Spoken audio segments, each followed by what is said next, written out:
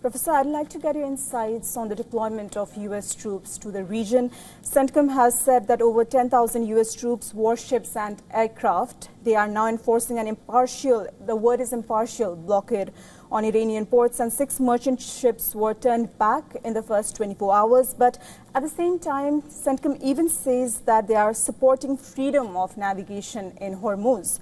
So how can the U.S. block Iranian ports but keep Hormuz open at the same time, in the same breath? How is it possible? Yeah, the situation is, well, with the blockade, like I said, it's only been in effect for 36 hours. So it's a little bit early to reach huge conclusions about how exactly it's going to play out.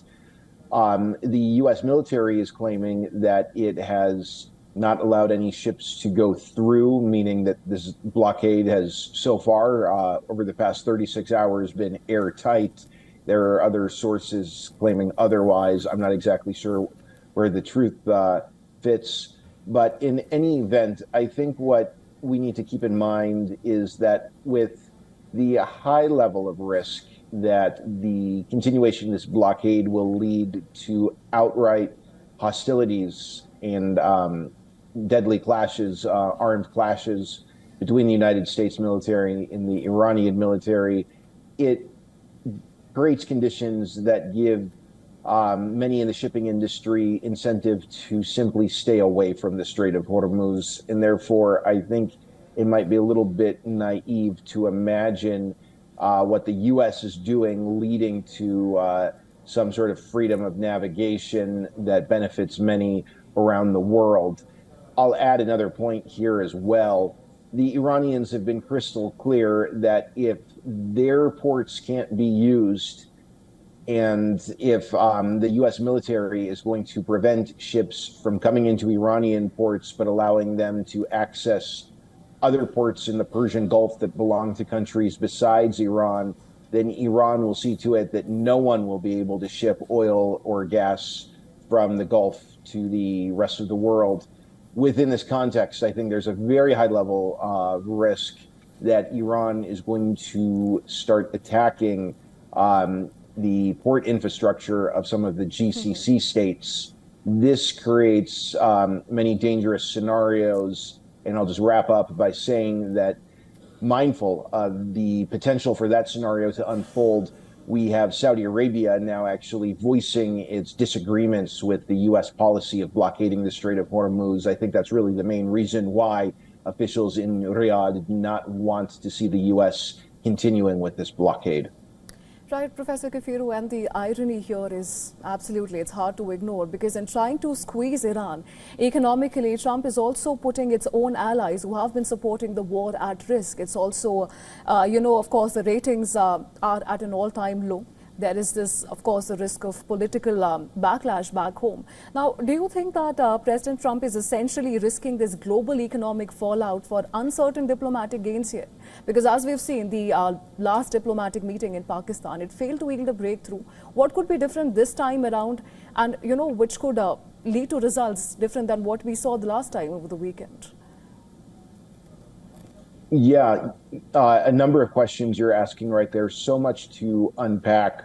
What I think is the most important point to bring up here is that when the United States and Iran had their high-ranking officials meet in Islamabad on April 11th, I don't really think we can call that negotiations that were taking place. It seemed to me as if the U.S. side, led by Vice President Vance, was essentially meeting with the Iranian side in the Pakistani capital to deliver ultimatums.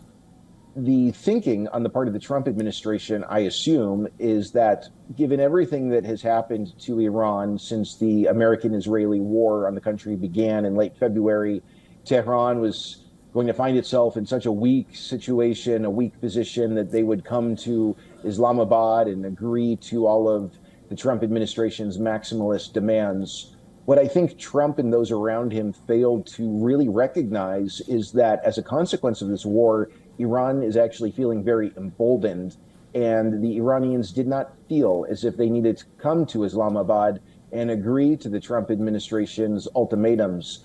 On the issue of the nuclear file, I don't think we can expect Iran to move away from the stance that it's maintained for many years. That is that because Iran is a signatory to the NPT, which, with the exception of 4 countries, every single country in the international community belongs to, there are rights that Iran has to a nuclear program.